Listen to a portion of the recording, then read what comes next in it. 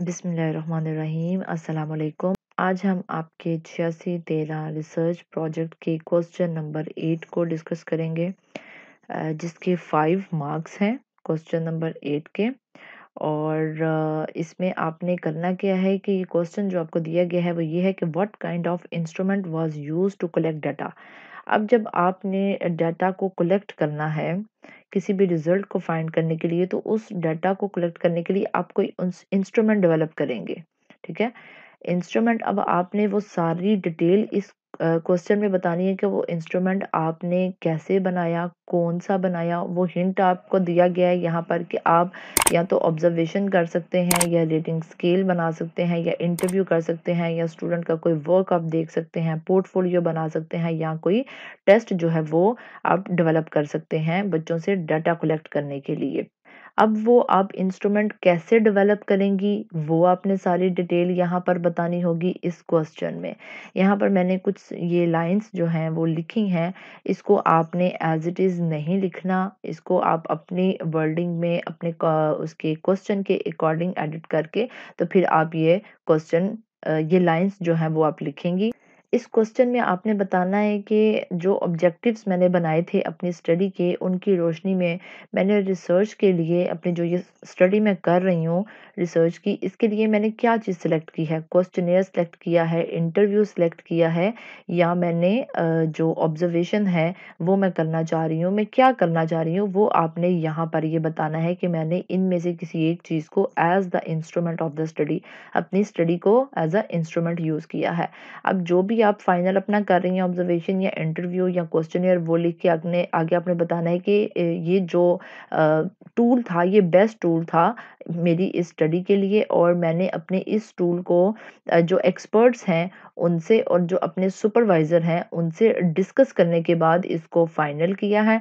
और साथ में आपने ये बतानी है कि ये आपकी जो ऑब्जर्वेशन आप कर रहे हैं, या जो क्वेश्चनियर आपने बनाया है, या जो इंटरव्यू आप यूज़ करेंगी, उसकी कितनी स्टेटमेंट्स थी वो यहाँ पर स्टेटमेंट्स आपने मेंशन कर देनी है। वो 8 हैं, वो 5 हैं, वो 10 हैं, वो जितनी भी आप बना रहे हैं, चाहे वो क्वेश्चनियर के लिए आप स्टेटमेंट्स बना रहे हैं या ऑब्जर्वेशन के लिए आप स्टेटमेंट्स बना रहे हैं, जिसके लिए आप बना रहे हैं, और जितनी भी बनाई हैं वो आपने यहाँ पर मेंशन कर देनी है। और वो आगे आपने ये बताना है कि उसके रिस्पॉन्सेज कितने थे। अगर आप 3 पॉइंट लिकर्ट स्केल यूज़ कर रहे हैं तो वो ये आ जाएगा एग्री, न्यूट्रल और डिसएग्री हो जाएगा। या अगर आप इंटरव्यू के लिए यूज़ कर रहे हैं या ऑब्जर्वेशन कर रहे हैं तो आप यस और नो ये बना देंगे। यहाँ पर ये चीज़ें आपने सारी यहाँ पर ये मेंशन करनी है, और ये आपने अपनी स्टडी के अकॉर्डिंग जो भी आप अपना फाइनल करेंगे टूल, वो टूल आपने यहाँ पर मेंशन करना है। और इस पैराग्राफ को देखते हुए आपने अपना ओरिजिनल पैराग्राफ जो है वो क्रिएट कर लेना है। ये बनाने के बाद इस काम को करने के बाद आपने अब नेक्स्ट बताना है कि वो जो इंस्ट्रूमेंट था वो आपने डेवलप्ड कैसे किया था। सैंपल के तौर पे यहाँ पर मैंने ये बनाया हुआ है टूल। यहाँ पर सबसे पहले आपने अपना टॉपिक बताना है, जो भी आपका टॉपिक होगा। यहाँ पर ये मैंने एक इंग्लिश लैंग्वेज कम्युनिकेशन स्किल के लिए वैसे ही एज अ सैंपल लिख दिया। तो आपका यहाँ पर जो भी टॉपिक होगा आपने यहाँ पर उस टॉपिक को लिखना है। उसके बाद आपने स्कूल नेम बताना है कि वो किस स्कूल में आपने रिसर्च की है। उसके बाद आपने स्टूडेंट नेम बताना है। ये आप जो अगर आप एक ही स्कूल में सारी स्टडी कर रहे हैं ना, एक्शन रिसर्च एक ही स्कूल में आपने की है, तो फिर तो आपका एक ही नाम यहाँ पर आ जाएगा। लेकिन अगर ये परफॉर्मा आपने डिफरेंट बच्चों से फिल करवाया है तो वो फिर यहाँ पर अपने स्कूल का नाम लिखेंगे जिस स्कूल के भी वो बच्चे होंगे। फिर स्टूडेंट का नेम ये ऑप्शनल है कि वो लिखना चाहते हैं तो लिख दें, अगर नहीं लिखना चाहते तो वो ना लिखें। और यहाँ पर क्लास आ जाएगी कि आप किस क्लास से आप ये डाटा कलेक्ट कर रहे हैं, 6 है, 7th है, 10th है, जो भी क्लास है आपकी। और अगर आप कंपैरिजन करना चाह रहे हैं रूरल और अर्बन स्टूडेंट्स का, तो वो आप यहाँ पर उनको मेंशन कर दें कि अगर आप विलेजेस में रहते हैं तो आप रूरल लिखेंगे, और अगर आप सिटीज़ में रहते हैं तो आप अर्बन लिखेंगे। तो वो यहाँ पर आप उनसे लिखवा सकते हैं, ये भी ऑप्शनल है, चाहे आप लिखवाएं या ना लिखवाएं। अगर ये आपकी स्टडी का हिस्सा है अर्बन और रूरल को कंपेयर करना, तो देन आप इसको लिखवा सकते हैं, अदरवाइज इसकी ज़रूरत नहीं है। उसके बाद आप यहाँ पर ये स्टेटमेंट्स मेंशन कर देंगे। ये जो बना हुआ है सैंपल, ये रेटिंग स्केल के लिए है। यहाँ पर आप स्टेटमेंट्स लिखें। यहाँ पर अब स्टेटमेंट्स आपकी कैसी होनी चाहिए, ये आपके ऑब्जेक्टिव्स के अकॉर्डिंग होनी चाहिए, आपके टॉपिक के अकॉर्डिंग होनी चाहिए। फॉर एग्जांपल यहाँ पर मैंने इंग्लिश लैंग्वेज के बारे में लिखा है टॉपिक, तो अब उसकी स्टेटमेंट भी उसके अकॉर्डिंग ही होगी। एग्जाम्पल के तौर पे मैंने ये लिखा है कि teacher speaks English in class, कि जो टीचर है वो क्लास में इंग्लिश बोलता है। अब जब बच्चों से आप ये परफॉर्मा फिल करवाएंगे तो यहाँ पर वो मेंशन कर देंगे, इधर आप नंबर दे देंगे। एग्री के भी आप नंबर दे देंगी 3, न्यूट्रल के आप 2 दे देंगी।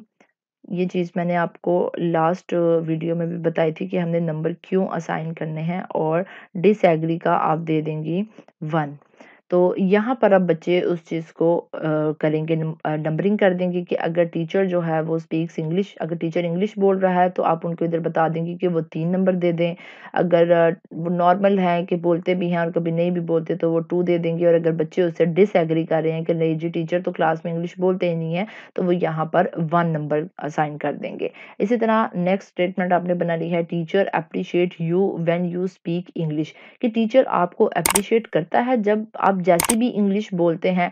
अगर बच्चे उस चीज़ को एग्री करेंगे इस स्टेटमेंट को, तो यहाँ पर 3 नंबर लिख देंगे। अगर वो नॉर्मल है, वो एग्री कर भी रहे हैं और नहीं भी कर रहे, तो फिर 2 नंबर यहाँ पर आ जाएगा। और अगर वो डिसएग्री करते हैं कि नहीं टीचर हमें अप्रिशिएट नहीं करता, तो वो यहाँ पर 1 नंबर असाइन कर देंगे। इसी तरह आपने अपने टॉपिक से रिलेटेड जितनी भी स्टेटमेंट्स बनानी हैं वो यहाँ पर आप बनाते जाएंगे, और यहाँ पर बच्चों से आप ये परफॉर्मा फिल करवा लेंगे।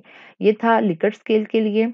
एक और मैं आपको सैंपल दिखा देती हूँ जो ऑब्जर्वेशन के लिए यूज़ हो सकता है, कि ऑब्जर्वेशन तो ज़ाहिर बात है आप खुद क्लास में जाके यूज़ करेंगी इस स्केल को। तो अब जब आपने ऑब्जर्व करना है तो फिर थोड़ी सी स्टेटमेंट्स जो हैं वो चेंज हो जाएंगी। यहाँ जैसे कि मैंने यहाँ पर लिखा है कि teacher speaks English in class, ये अब आप ऑब्जर्व कर रहे हैं कि टीचर क्लास में इंग्लिश बोल रहा है कि नहीं बोल रहा। यहाँ पर आप यस और नो को टिक कर देंगी, कि अगर वो बोल रहा है तो यस कर देंगी, अगर वो नहीं बोल रहा तो आप नो पे टिक कर देंगी। नेक्स्ट आपकी स्टेटमेंट बन जाएगी, teacher appreciate student when they speak English. अब आप यहाँ पर दे का इस्तेमाल करेंगी, वहां पर हमने यू का किया था क्योंकि आप डायरेक्ट बच्चों से पूछ रहे थे। अब यहाँ पर आप खुद ऑब्जर्व कर रहे हैं, तो थोड़ी सी यहाँ पर स्टेटमेंट्स जो हैं वो चेंज हो जाएंगी, कि टीचर अपने स्टूडेंट को अप्रिशिएट करता है जब वो इंग्लिश बोलते हैं। तो यहाँ पर आपने जो भी ऑब्जर्व किया यस और नो, तो आप उसको टिक कर देंगे। इस तरह से आप ये ऑब्जर्वेशन का जो परफॉर्मा है वो बनाएंगे, और अगर आप लिकर्ट स्किल यूज कर रहे हैं तो आप इस तरह का परफॉर्मा बनाएंगे। लेकिन अगर आपने कोई टेस्ट बनाया है, तो वो टेस्ट अगर क्वेश्चन यूज नहीं किया, इंटरव्यू यूज नहीं किया, ऑब्जर्वेशन यूज नहीं किया, तो ये सब चीजें आपको बनाने की जरूरत नहीं है। अगर आपने कोई टेस्ट बनाया है तो वो इस परफॉर्मा की जगह पर आप वो टेस्ट यहाँ पर मेंशन कर देंगे कि मैंने ये वाला बच्चों से टेस्ट दिया था, इतने परसेंट जो थे वो उसके ऑब्जेक्टिव क्वेश्चन थे और इतने परसेंट इसके सब्जेक्टिव क्वेश्चन थे। और वो जो भी आपने एक टेस्ट बनाया होगा या एमसीक्यूज बनाए होंगे वो आप यहाँ पर जो है वो मेंशन कर देंगे। तो बस आपका इस क्वेश्चन में यही काम है। स्टार्ट में आपने बताना है कि आप क्या यूज़ कर रहे हैं, कितने स्टेटमेंट आपने यूज़ की, और उसके बाद आपने इस इधर जो है वो सैंपल के तौर पर इसको बनाना होगा कि मैंने ये क्वेश्चनेयर या ये ऑब्जर्वेशन जो परफॉर्मा है वो बनाया है। बस इस क्वेश्चन में आपका इतना ही काम है।